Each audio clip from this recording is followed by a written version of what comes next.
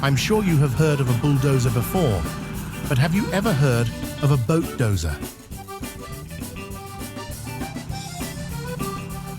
Here in the furthest southern swamps of Louisiana, a boat dozer clears overgrown hyacinth so that our crew boats can reach a small dock we built on this island.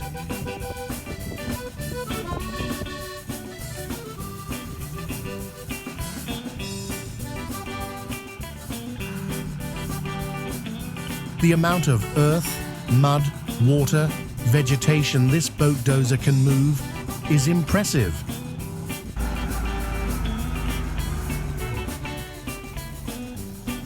Have you ever seen a bayou boat dozer? Tell us in the comments.